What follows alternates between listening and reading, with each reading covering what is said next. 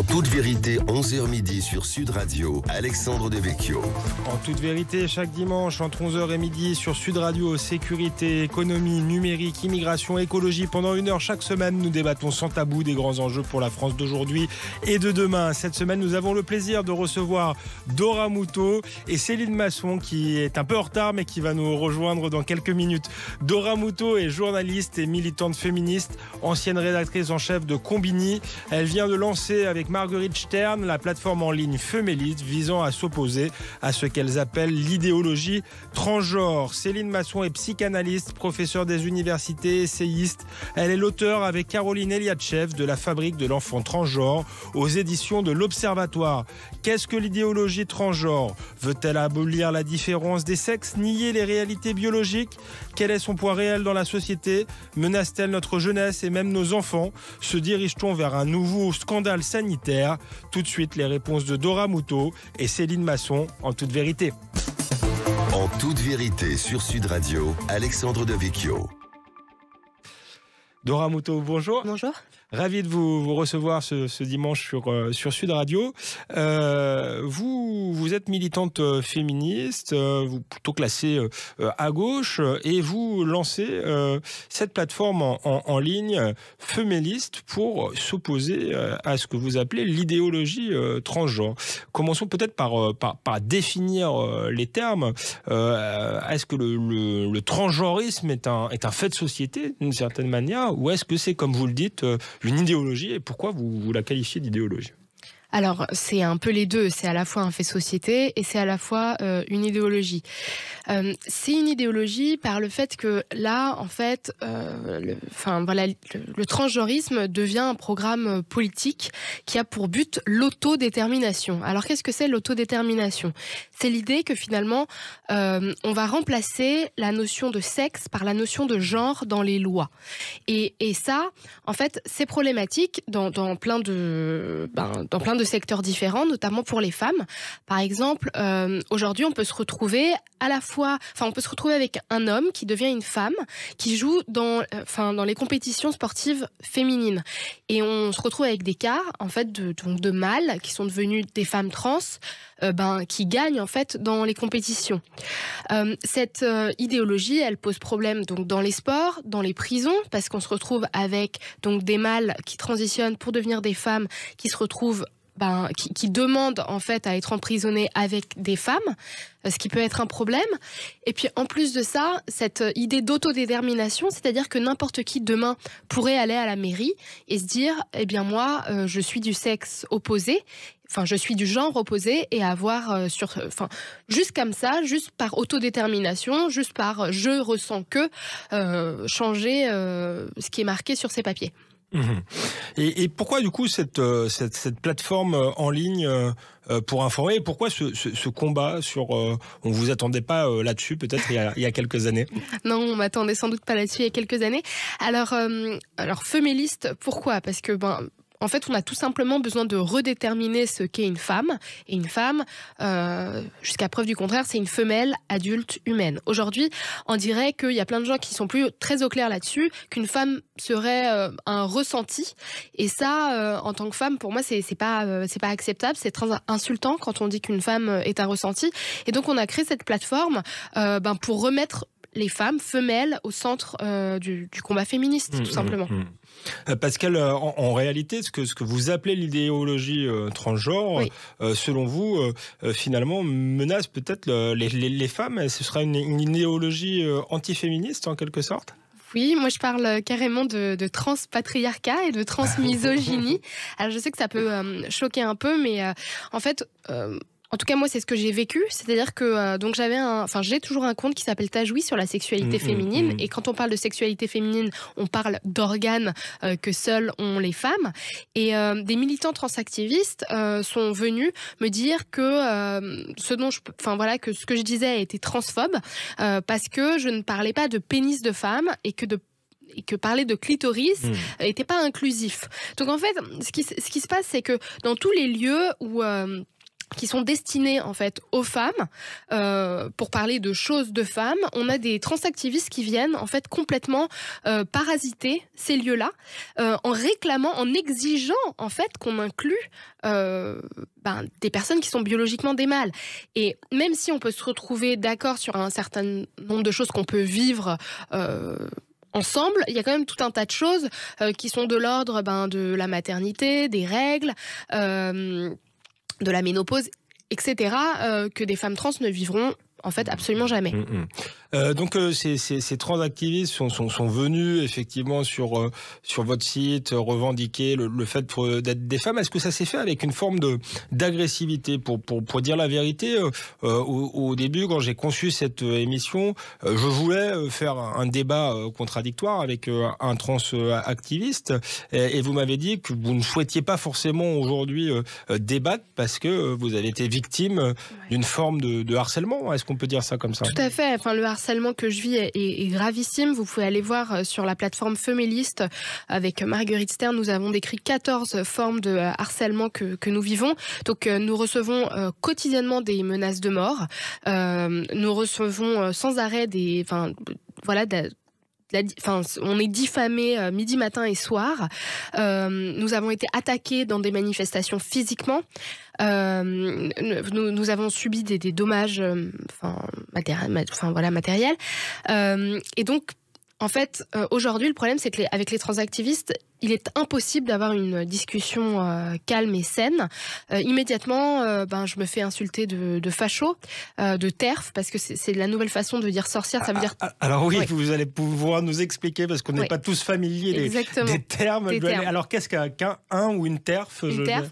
En fait, donc, ça fait partie de la novlangue transactiviste, et c'est en ça aussi. Pourquoi je pense que c'est une forme d'idéologie, parce qu'il y a tout un nouveau vocabulaire qui a été créé autour. Donc une TERF, c'est une trans exclusionary radicale féministe. Ça veut dire une féministe en fait qui n'inclurait pas les personnes trans dans son activisme, ce qui est vrai. Seulement, c'est toujours utilisé sous forme d'insulte. C'est toujours sale TERF, c'est une TERF, et c'est jamais positif. C'est toujours extrêmement négatif. C'est brûler les TERF. Voilà, c'est toujours comme ça que c'est utilisé.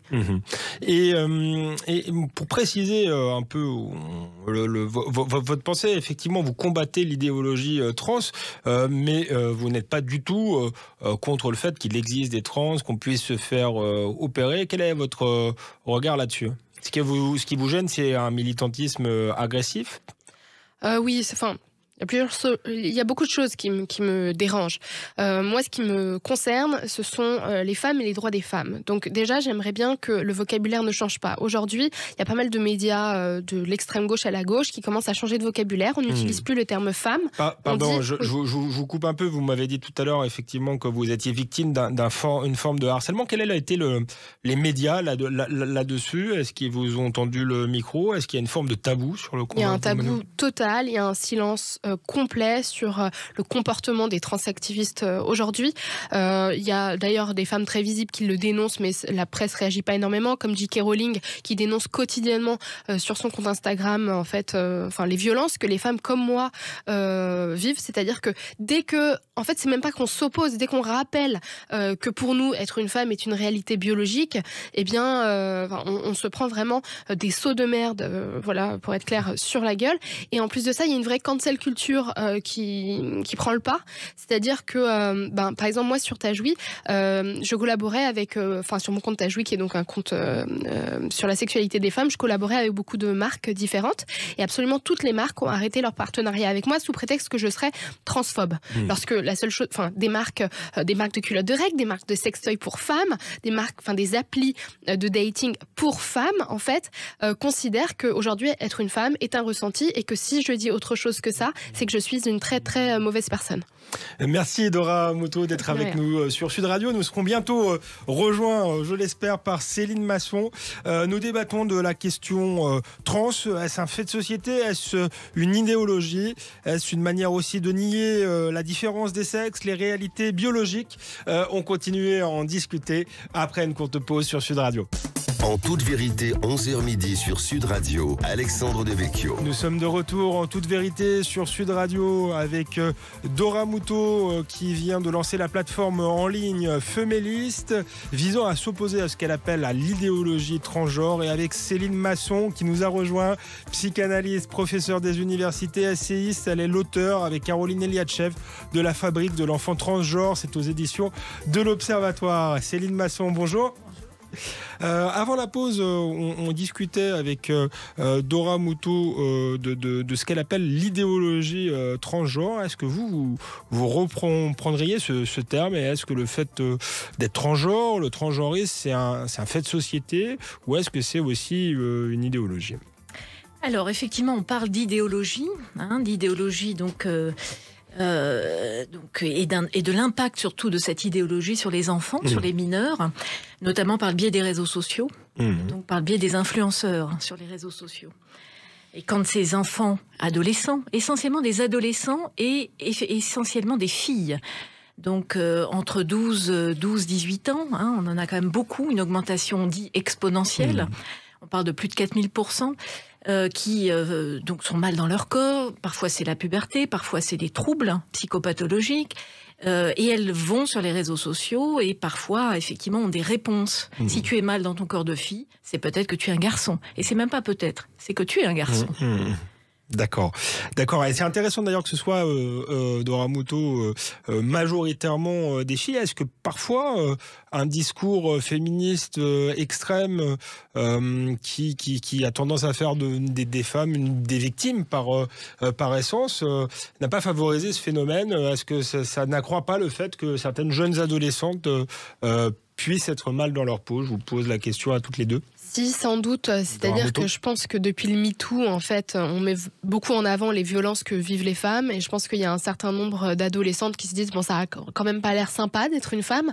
Donc, si on peut y échapper, on va essayer d'y échapper par, du coup, le biais de la chirurgie et d'un traitement hormonal, ce qui peut s'entendre. Ceci dit, moi, je pense que le vrai problème, c'est pas d'exposer les violences, c'est plutôt de faire en sorte que ces violences diminuent pour qu'on puisse être plus tranquillement des femmes dans la société. Oui, Céline Masson, je vous demandais, est-ce que c'était une idéologie ? Certes, il y a un militantisme autour de tout cela, qui est peut-être un phénomène nouveau, mais les opérations pour dysphorie de genre existaient depuis très longtemps. Est-ce que vous faites la distinction entre les deux ? On voit bien qu'un certain nombre de militants vous accusent d'être transphobes. Vous n'avez rien contre le phénomène de la transition en soi ? Alors déjà, d'être accusé de transphobie, c'est-à-dire tout ce qui ne pense pas comme eux est transphobe. Voilà. Il n'y a pas de débat, il n'y a pas d'échange. Voilà, c'est en ce sens-là que c'est une idéologie, et voire une idéologie, j'allais dire, totalitariste. Qui ne permet pas le débat, la controverse. Alors on nous dit qu'on est controversé, mais le débat, c'est le propre de la controverse, c'est le débat. Et là, voilà, on souffre effectivement. Alors là, on parle effectivement, on est invité. Mais tout à fait. Je disais d'ailleurs que j'avais hésité à faire un débat contradictoire, ce qui aurait été peut-être l'idéal, mais Dora Muto me disait que justement le débat était quand même très problématique et qu'il y avait une forme de harcèlement envers toute personne qui contestait le militantisme trans. Alors, le transactivisme, ça n'est pas toutes les personnes trans. Voilà, c'est ce que je voulais vous... C'est quand même important de le dire. Savoir si vous faisiez la distinction. Voilà. Bien sûr. Le transactivisme, donc, est une idéologie radicale qui, effectivement, dit que l'adolescent, l'enfant, je dis plus d'adolescents, doit s'autodéterminer. Donc, en fonction de son ressenti. Voilà, c'est ce que j'ai appelé, moi, le ressentisme, qui est aussi une idéologie. Si je le ressens, c'est que je suis. Et donc, on doit me permettre cette autodétermination. Je dois advenir parce que je ressens. C'est quand même très problématique à l'adolescence. Que l'adulte s'autodétermine, et encore... Ça peut être contestable aussi parce qu'il y a la société là, etc. On ne peut pas être complètement se désaffilier et j'allais dire s'extraire aussi du collectif. Donc bon, ça peut se discuter aussi. Mais bon, on parle nous des mineurs. Voilà, on essaie de se cantonner aux mineurs. C'est quand même un problème quand un adolescent de 14-15 ans, effectivement, vous dit à ses parents, je suis un garçon, je suis une fille, je veux accéder à des hormones, je voudrais faire une transition sociale médicale. Il faut quand même dire une chose, tous les adolescents ne demandent pas une transition médicale. C'est vrai que on apporte quand même cette nuance. Effectivement, il n'y a pas des milliers d'opérations chirurgicales à 15 ans. Non. Il y en a très peu. Heureusement. Et heureusement. Notre inquiétude, c'est qu'effectivement, comme il y a une augmentation importante de ces adolescents qui s'autodéterminent, qui veulent être garçons, je parle des filles notamment, puisque la mastectomie n'est pas interdite chez les mineurs, contrairement à ce que disent certains militants. Donc c'est autorisé. Il n'y a pas de loi qui l'interdit. Voilà, la plus jeune opérée à 14 ans. Donc il y en a très peu. Mais ce qu'on craint, c'est effectivement, comme il y a ce refus du corps féminin, ce refus des seins, souvent chez ces filles, la crainte qu'on a, c'est qu'elles aillent vers cette demande et que les parents qui ne savent pas toujours quoi faire, qui sont de bons parents, souvent progressistes d'ailleurs, beaucoup de parents de gauche, disent mais nous voulons le bien de nos enfants, nous voulons bien nos filles, si elles se sentent mieux comme ça, peut-être qu'on accédera à la demande. C'est ça notre crainte, c'est de dire à ses parents, vous êtes de bons parents, dire non, c'est pas être de mauvais parents. C'est simplement de permettre à ces adolescents d'aller mieux. Et on verra plus tard, voilà ce qu'on dit. Prenons le temps. On n'a jamais interdit, on n'a jamais dit qu'on est contre les transitions, jamais de la vie. On parle des mineurs. Vous êtes effectivement pas contre les transitions, mais au-delà même de la question des mineurs qui vous tient particulièrement à cœur, on parlait de votre livre, La fabrique de l'enfant transgenre, il y a aussi peut-être un projet de société, c'est pour ça qu'on parle d'une idéologie d'Ora Muto qui est pour certains activistes trans, encore une fois pas tous les trans, mais ceux qui sont activistes et qui en font un domaine de militantisme, une volonté finalement d'abolir la différence des sexes, non ? Oui, tout à fait. En fait, on passe de la notion de sexe à la notion floue de genre. Aujourd'hui, le genre, c'est-à-dire la façon dont on se ressent, le ressenti. Et femmes et hommes devraient correspondre à ce ressenti. Enfin, on peut être aussi genre nuage, on peut être non-binaire, en fait, on peut être tout un tas de choses. Et la problématique, là où c'est devenu une idéologie, parce que avant 2016, on parlait de transsexualisme. Le transsexualisme n'était pas... C'était moins une idéologie dans le sens où il fallait transitionner totalement pour avoir des papiers, pour pouvoir transitionner administrativement parlant. Depuis 2016, on peut à la fois avoir un pénis et être administrativement parlant une femme. C'est-à-dire qu'un pénis de femme est quelque chose de bien réel, un homme enceint est quelque chose de bien réel. C'est-à-dire qu'au niveau législatif, on a permis ça à partir de 2016 et c'est l'Europe qui a imposé ça à la France. Donc à partir de ce moment-là, on parle d'une idéologie. Je suis désolée, quand on peut être une femme et avoir un pénis, à ce moment-là, c'est une fiction légale. Et à ce moment-là, cette fiction légale, en fait, contribue à faire que cette idéologie puisse prospérer. Vous l'avez dit, Céline Massoin et Dora Muto aussi, en réalité, on parle d'idéologie transgenre, mais est-ce qu'on n'est pas dans une dérive de l'idéologie du genre dont les pouvoirs publics français nous avaient dit qu'elle n'existait pas, qu'elle n'était pas enseignée à l'école. Alors ça, effectivement, c'est pas tout à fait le cas, mais qu'elle n'existait pas du tout, y compris à l'université. Est-ce que le problème, c'est pas cette idéologie-là qui est enseignée de plus en plus dans les universités? Disons qu'il y a une dérive par rapport... on séparait bien le sexe et le genre. Le genre, c'était le ressenti, une construction sociale. Ok, très très bien, c'est intéressant comment on se construit soi-même à partir de son... Mais là, il y a on subsume. Moi, je parle d'autres aussi, d'euphémisation du sexuel. On dit aussi que le genre est un cache-sexe.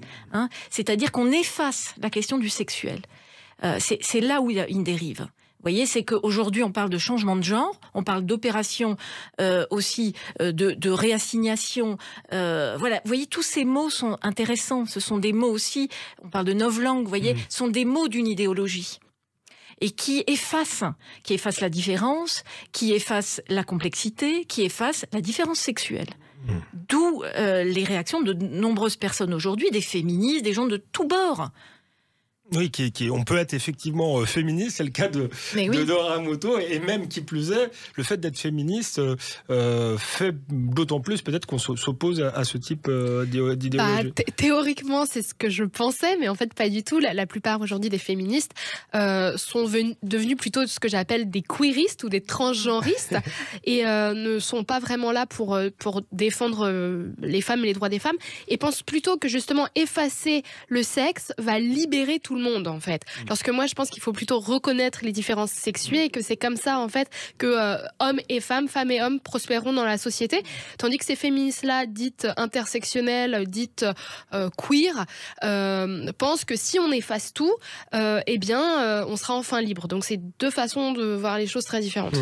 Et justement, vous expliquez qu'aujourd'hui beaucoup de féministes sont finalement attirés par ce néo-féminisme queer, mais est-ce que vous-même vous n'avez pas participé de cela? Vous parliez tout à l'heure du mouvement MeToo. Est-ce qu'il n'y a pas eu une forme de naïveté au début de ce mouvement? La question des violences faites aux femmes, qui est une question tout à fait légitime, mais tout ça s'est mêlé peut-être dès le départ avec une volonté d'aller plus loin et effectivement soit d'abolir les différences, soit de régler ses comptes avec les hommes. Est-ce qu'il n'y a pas eu... est-ce que le mouvement n'était pas vicié dès le départ? Non, je pense justement que... Je pense qu'il y a une sorte de backlash en réalité. C'est-à-dire qu'enfin les femmes parlaient des agressions sexuelles qu'elles vivaient. Enfin, on pouvait parler de nos problèmes de règles, on pouvait parler de notre réalité sexuée. En fait, c'est de ça dont on parlait. Et donc, ce mouvement a eu de l'ampleur, a avancé, jusqu'à ce qu'on se prenne un backlash de la part des transactivistes. Et en fait, pour le dire, il y a aussi beaucoup d'hommes qui profitent en fait de ce mouvement transactiviste qui est extrêmement misogyne pour nous remettre nous à notre place, pour faire en sorte que justement on ne puisse plus parler de ce que c'est que d'être une femme dans cette société, parce que quand on parle de genre et qu'un mâle devient une femme, alors qu'est-ce que ça veut dire? On peut plus parler des problèmes que l'on vit. Et justement, le MeToo était très utile. Parler de nos règles, de la ménopause, etc. C'est très utile, mais on ne peut plus en parler aujourd'hui sans se prendre dans la tête qu'on est une sale transphobe. Donc, Céline Masson, je vous laisserai la parole après la pause. Vous pourrez effectivement rebondir parce qu'on arrive bientôt à la troisième partie de cette émission. On continue à parler de cette idéologie transphobe. On essaiera de comprendre quel est son poids. Pas transphobe, pardonnez-moi. Cette idéologie trans. On essaiera de voir quel est son poids réel dans la société. On se retrouve en toute vérité après une courte pause avec Céline Masson et Dora Muto. Merci. En toute vérité, 11h midi sur Sud Radio, Alexandre Devecchio. Nous sommes de retour sur Sud Radio avec Céline Masson, auteure de La Fabrique de l'enfant transgenre, et Dora Muto qui vient de lancer le site en ligne Feméliste qui s'oppose effectivement à cette idéologie trans. Avant la pause, je demandais à Dora Muto s'il n'y avait quand même pas eu une dérive d'un certain féminisme de moins en moins universaliste qui tendait à vouloir effacer la différence des sexes, voire faire peut-être du mal blanc occidental le bouc émissaire. Céline Masson, vous vouliez rebondir sur ce que disait Dora Muto. Elle disait qu'elle n'était pas forcément d'accord avec cette analyse-là. Alors, moi, je voulais simplement dire, c'est important, il me semble, souvent, ces filles ont un rejet de leur corps. En tant que fille, elles parlaient des règles, etc. J'ai entendu ces filles, à 13 ans, 14 ans, dire « je n'aime pas mes seins. Quand je suis sous la douche, je ne veux pas regarder. Je n'aime pas, je rejette. » Donc, c'est ça qui est important à dire, c'est qu'aider ces jeunes filles, c'est pas contraindre l'identité de genre ou une thérapie de conversion, c'est simplement accompagner ces filles aussi pour qu'elles aillent mieux, pour qu'elles s'acceptent en tant que filles. Dire ça, c'est être accusé. On est accusé, quand on dit ça, de transphobie et de thérapie de conversion. C'est quand même incroyable. C'est aider des jeunes filles qui ne s'acceptent pas comme jeunes filles. Pourquoi? Parce que on a beaucoup d'images pornographiques aussi. Il y a eu un rapport qui a été fait il n'y a pas longtemps sur les images pornographiques, les images trash que ces jeunes filles, évidemment, depuis très jeunes filles et garçons, ont sur leur téléphone parce qu'ils ont des téléphones portables très tôt. Donc ça, on n'en parle pas. Mais effectivement, ça fait peur aux jeunes filles qui commencent à la puberté. Donc, on devrait, moi je pense que ce qui est important, c'est de distinguer des personnes trans qui depuis tout jeune, parce que souvent les personnes transsexuelles, Dora parlait de personnes transsexuelles, le savent depuis très tôt. Et c'est souvent dans l'après-coup qu'elles savent qu'elles sont transsexuelles, parce qu'il faut surtout aussi éprouver une vie sexuelle avant de se dire transsexuelle. C'est ce que nous disent des personnes trans avec qui nous parlons, qui nous disent surtout, dites bien, il faut pas accéder chez les mineurs à la médicalisation parce qu'ils doivent vivre une vie sexuelle avant de se dire trans. C'est important d'entendre des personnes trans aussi. Parce que les transactivistes ne sont pas toutes les personnes trans. Donc ce que je veux dire effectivement, c'est que laissons aussi ces enfants, ces adolescents vivre une sexualité, se construire psychiquement avant d'accéder à un changement de genre, de sexe, etc. On va parler tout à l'heure, vous avez évoqué la question des thérapies de conversion, on va en parler, mais j'aurais aimé avoir votre point de vue quand même sur cette question-là. Est-ce que le féminisme n'a pas aussi dérivé, c'est-à-dire qu'on connaissait un féminisme universaliste qui était pour l'égalité des droits, tout simplement, et on a basculé à la fois, je dirais, vers un féminisme de plus en plus différentialiste et en même temps un féminisme qui prône l'indifférenciation, si j'ai bien compris. Est-ce que les mouvements de ces dernières années n'ont pas été assez Tout à fait, c'est ce que nous disent bien sûr les féministes universalistes avec qui on travaille également et qui nous soutiennent d'ailleurs. C'est un féminisme, ce féminisme, est-ce qu'on peut d'abord l'appeler féminisme? C'est ce que disent beaucoup de féministes, je pense à Michel Vianès, Liane Candel, etc.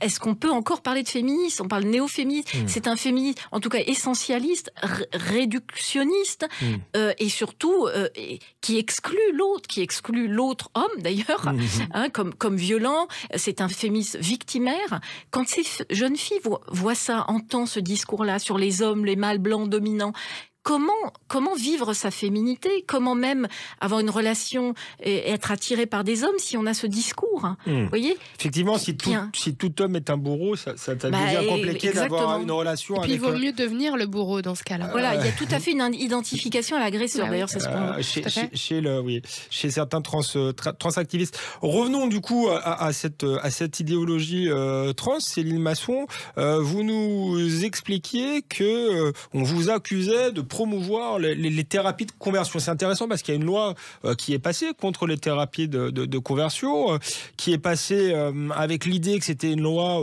contre l'extrémisme religieux, par exemple, et vous nous dites que cette loi a été finalement détournée par les activistes trans, finalement, pour décourager toute interrogation à l'adolescence sur ceux qui aimeraient changer de sexe. Vous pouvez nous en dire un peu plus? Oui, alors les thérapies de conversion, heureusement, elles sont interdites en France aujourd'hui. Donc la loi, effectivement, il y a eu un amendement aussi à cette loi, c'est-à-dire de dire que si des professionnels, des psychothérapeutes, des médecins exploraient le malaise des jeunes, ces psychothérapies ne seraient pas considérées comme des thérapies de conversion. Les thérapies de conversion, c'était appliqué aux homosexuels. Et c'est vrai que souvent des religieux, des charlatans, des médecins ont contraint les homosexuels pour les empêcher d'être homosexuels. Et ça a été violent. D'ailleurs, on ne peut pas appeler ça thérapie. C'est des contraintes. Et ça a été violent, effectivement. Elles sont interdites. Je ne sais pas si aujourd'hui il y en a encore, en tout cas en France, mais effectivement, les transactivistes ont profité de cette proposition de loi pour inclure l'identité de genre en disant si vous contraignez l'identité de genre, c'est-à-dire si une fille se dit garçon et que vous lui dites mais non, on va attendre, tu vas explorer d'abord, savoir pourquoi t'es mal, et ben on va considérer que si on interroge, si un psy ou un médecin interroge son identité de genre, ça sera considéré comme une thérapie de conversion. Ce qui est aberrant. Alors encore une fois, il y a une nuance quand même dans cette loi. Heureusement, on a permis quand même cette nuance. Mais malgré tout, effectivement, la DILCRA, la délégation interministérielle à la lutte contre le racisme, l'antisémitisme et la haine anti-LGBT, a considéré, influencés certainement par des transactivistes qui financent, puisque la DILCRA finance des associations de transactivistes. Les transactivistes ont considéré que le guide que nous avons mis sur notre site, qui a été traduit par nous, c'est des guides de GenSpect, une association remarquable, une fédération internationale de professionnels et de parents qui appelle à l'approche mesurée des questions de genre.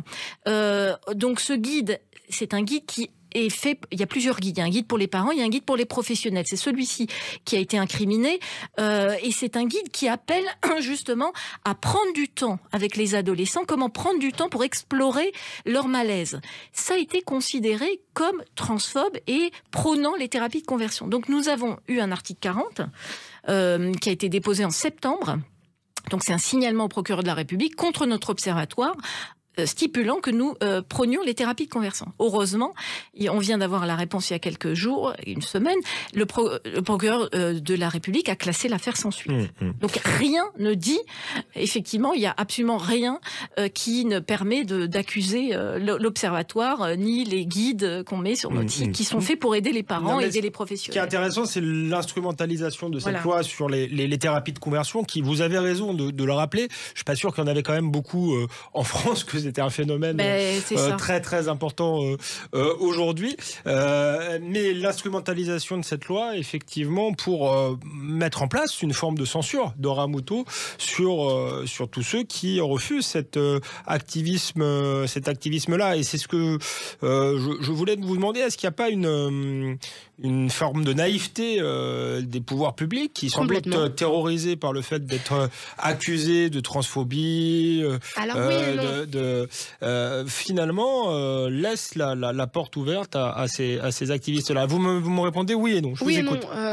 Moi, sur cette loi-là, j'ai justement essayé d'alerter, c'est-à-dire que j'ai demandé à toute ma communauté d'envoyer une lettre aux députés et aux sénateurs en leur demandant qu'est-ce que c'était le genre, qu'est-ce que c'était l'identité de genre, comment on définissait tout ça, et en expliquant que c'est une loi qui en fait peut être circulaire entre guillemets. Pourquoi ? Parce que en fait c'est une loi donc qui s'oppose aux thérapies de conversion à la base homosexuelle, sauf que parfois en fait les transitions sont utilisées comme des thérapies de conversion, les transitions d'homme à femme ou de femme à homme. D'accord. Par exemple, je vais vous donner l'exemple de l'Iran.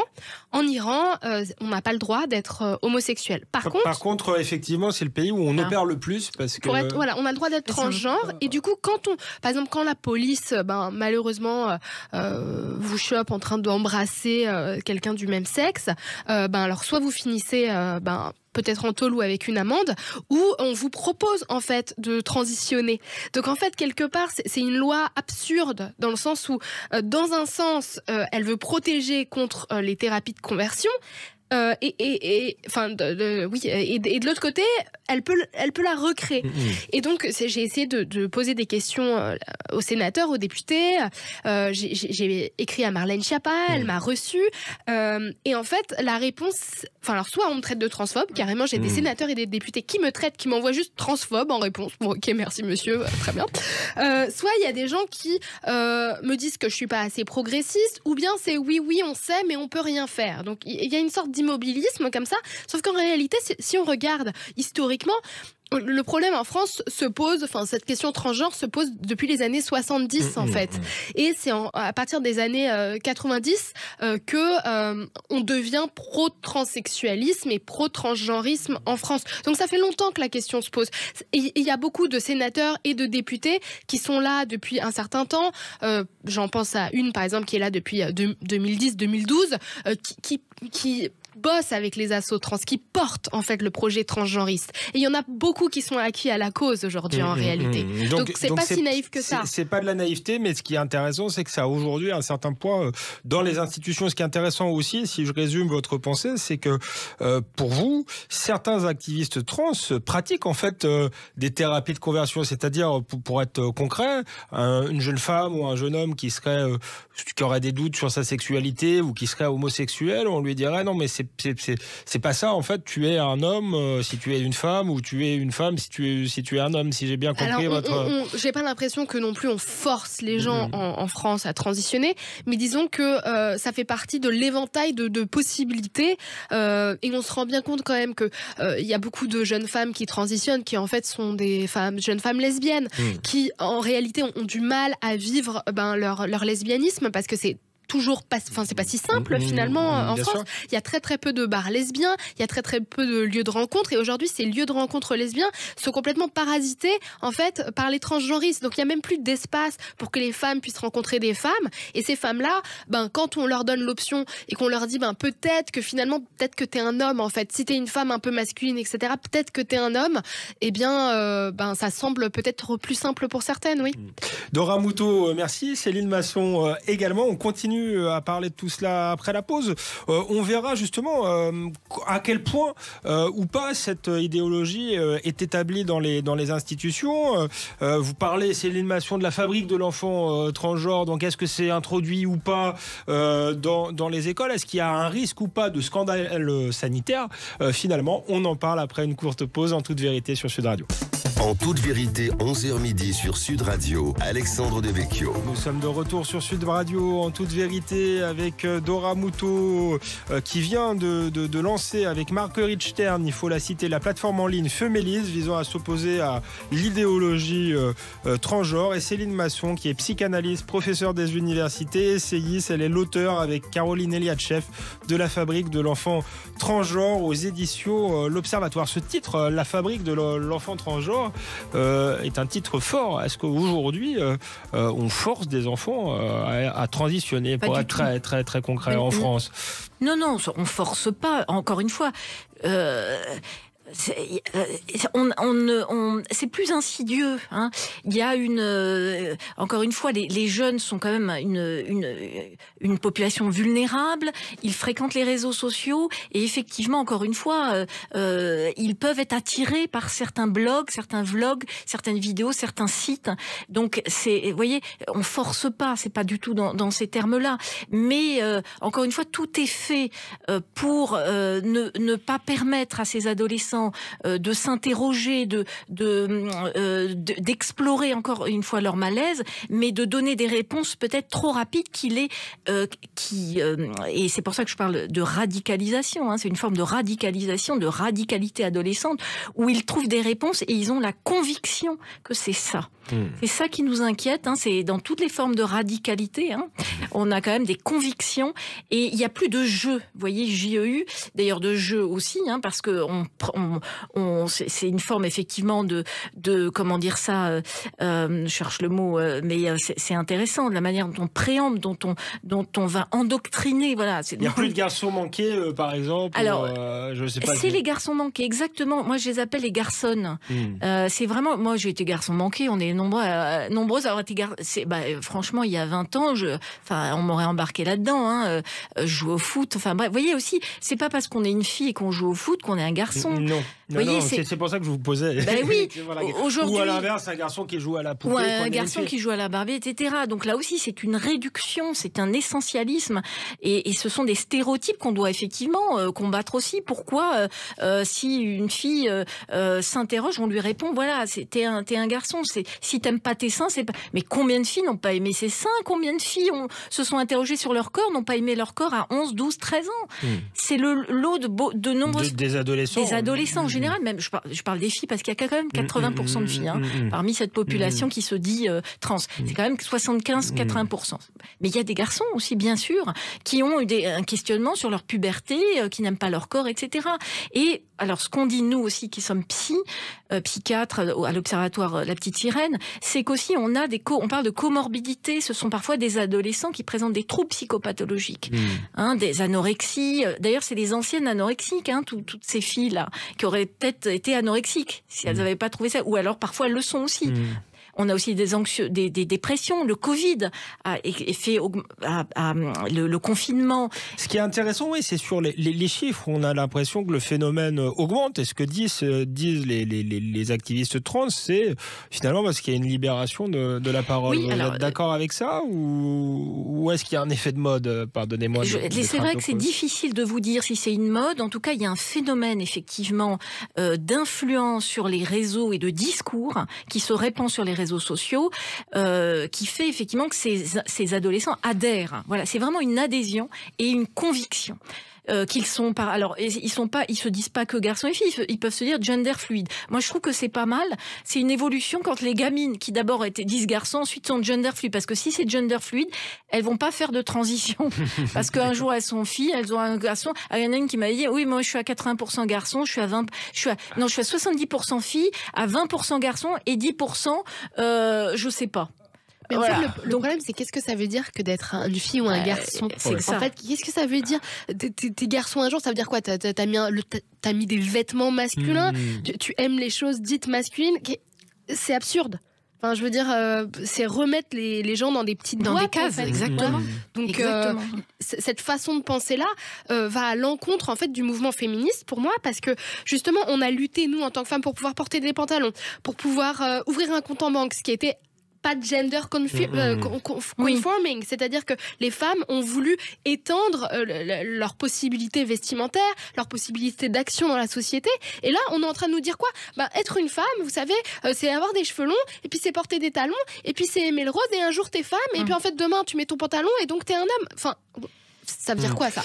Est-ce que, si on élargit le débat au-delà de la question des transgenres, est-ce que ça s'inscrit aussi dans une forme de tyrannie de l'époque, des identités, des communautarismes, des tribus ? Effectivement, c'est mettre les gens dans des cases et surtout multiplier les cases à l'infini. Est-ce qu'on peut faire société, pour le coup vivre ensemble, avec une société qui classe ainsi les êtres humains selon une infinité de particularités ? Non, on peut pas, parce que dans ce cas-là, on sait plus de quoi on parle. C'est-à-dire que, on sait plus ce qu'est un homme, on sait plus ce qu'est une femme. On n'a pas de socle commun. Et au-delà de ça, pour moi, le transgenrisme, c'est une forme de nouvelle religion. C'est-à-dire qu'aujourd'hui, les gens sont paumés vu qu'il y a plus de, il y a plus de socle commun spirituel, etc. Et là, quand on arrive dans une société où tout d'un coup le nouveau culte, c'est je suis né dans le mauvais corps. Finalement, c'est presque, je veux dire, c'est presque spirituel que de dire ça, je suis née dans le mauvais corps. De quoi on parle, en fait ? Qui t'a mis dans le mauvais corps ? Quoi ? Comment ? C'est une croyance, en fait. C'est vraiment une croyance, comme on peut croire à telle ou telle doctrine spirituelle. Céline Masson, vous nous expliquez que évidemment on forçait personne à transitionner, mais qu'il y avait quand même une atmosphère qui favorisait les demandes de transition. Je voulais savoir quel était votre point de vue sur la fameuse directive Blanquer qui était passée dans les écoles peu avant l'élection présidentielle, je crois, et qui dit que finalement aujourd'hui les instituteurs doivent, si les enfants choisissent d'être il ou elle, doivent s'y plier, doivent accepter qu'ils viennent avec telle ou telle tenue sans poser de questions, les appeler pas par leur prénom, de leurs parents, mais par le prénom qu'ils se sont choisis eux-mêmes. Est-ce que ça, c'est une preuve de tolérance qui permet à des enfants un peu différents de mieux vivre à l'école, ou est-ce que finalement c'est l'État qui a cédé au lobby transgenre ? Oui, il y a une infiltration certainement à l'éducation nationale aussi du transactivisme. La question, c'est est-ce que l'école doit se mêler des identités et des particularités de chaque élève ? C'est ça la question quand même. Alors, il faut quand même savoir dans cette circulaire, oui, l'école doit accompagner, donc ça s'appelle comme ça, un accompagnement des mineurs trans, mais heureusement d'ailleurs, il faut encore l'accord des parents. C'est-à-dire que si un jeune souhaite changer son prénom, souhaite qu'on l'appelle d'un autre nom, du nom qu'il aura choisi, parce que c'est lui-même qui choisit son prénom, soit un prénom neutre, soit un prénom de l'autre sexe. Il faut l'établissement doit avoir l'accord des parents. C'est quand même important. On ne peut pas changer on ne peut pas changer de prénom à la seule demande de l'élève. Voilà. Maintenant, effectivement, ça pose la question. Cette circulaire pose la question d'accéder quand même à la demande de minorité. C'est-à-dire, c'est quand même sous la pression de certaines associations que cette circulaire a été rédigée. Justement, vous nous avez dit encore une fois que finalement les cas de transition pour mineurs sont rares en France, ils existent tout de même. Est-ce que c'est le cas partout en Europe et dans les démocraties occidentales ? Est-ce qu'il y a des pays qui ont été beaucoup plus loin que nous ? Oui. Je pense, je crois, à la Suède. Et quel est le bilan dans ces pays-là ? Alors, je voudrais dire que nous n'avons pas de chiffres en France. C'est pour ça que je reste prudente. Nous n'avons pas de chiffres, nous n'avons que les chiffres des consultations dédiées, dites consultations identité sexuée ou transidentité. Voilà, on a les chiffres de ces consultations. Les chiffres ne sont pas énormes. Mais ils ont quand même augmenté. Un des psychiatres disait on est passé de 10 demandes par an à 10 demandes par mois dans une consultation parisienne. Voilà. Donc, c'est pas énorme. Mais c'est beaucoup plus qu'avant. C'est-à-dire qu'on part de très peu à 0,0 à 1% ou 2%. Donc, c'est en ce sens-là que l'augmentation est importante. Mais il y a d'autres pays où ça a été bien plus important. Abigail Schreier a publié son livre, il a été traduit en France, sur dommages irréversibles. Elle témoigne de la catastrophe aux États-Unis, où les nombres de cliniques transgenres s'est multiplié par... on est passé de quelques-unes à une centaine actuellement. Et donc, aux États-Unis, on a opéré beaucoup d'enfants. Oui, ça c'est sûr. Et des enfants aussi. Alors, je ne sais pas ce qu'on enlève à des enfants de 8 ans.